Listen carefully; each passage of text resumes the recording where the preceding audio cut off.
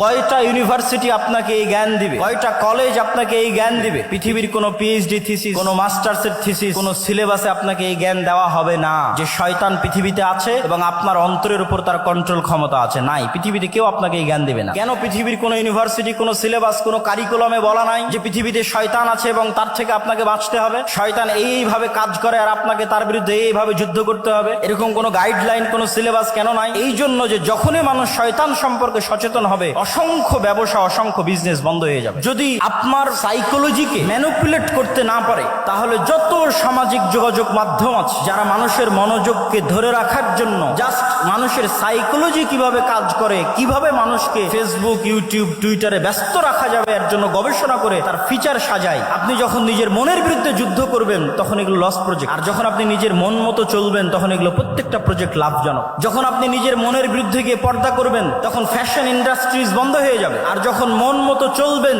তখন fashion ইন্ডাস্ট্রিজের business চলবে। এরকম প্রত্যেকটা ধাপ আছে যা শয়তান ম্যানুফ্যাকচার করে রেখেছে পৃথিবীর মানুষকে ভুলিয়ে রাখার জন্য। কি ভুলিয়ে রাখবে? সালাতের কথা? জি না। শয়তান আপনাকে কি ভুলিয়ে রাখবে? সিয়ামের কথা? জি না।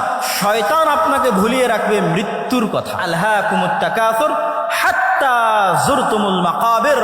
কবরে না যাওয়া পর্যন্ত আমার এবং আপনার মনে হওয়ার চান্স নাই যে আপনি মারা যেতে পারি। আজকের পৃথিবী এতটা ব্যস্ততম পৃথিবী, আজকের টেকনোলজি এতটা ব্যস্ততম, আজকের মোবাইল, আজকের টেকনোলজি, সামাজিক যোগাযোগ মাধ্যম মানুষকে এমন ভাবে আঁকড়ে ধরে আছে, অবৈধ সম্পর্ক মানুষকে এমন ভাবে আঁকড়ে ধরে আছে, ক্যারিয়ারের চিন্তা, দুনিয়ার চিন্তা এমন ভাবে আঁকড়ে ধরে আছে যে আপনি মাসকে মাস, বছরকে বছর চিন্তা করতে পারবেন না যে আপনি মারা যাবেন। হাত্তা যুরতুমুল মাকাবির। আর এটাই শয়তানের টার্গেট, যেন আপনি কোনোদিন ভুলেও স্মরণ না হয় যে আপনি মারা যাবেন।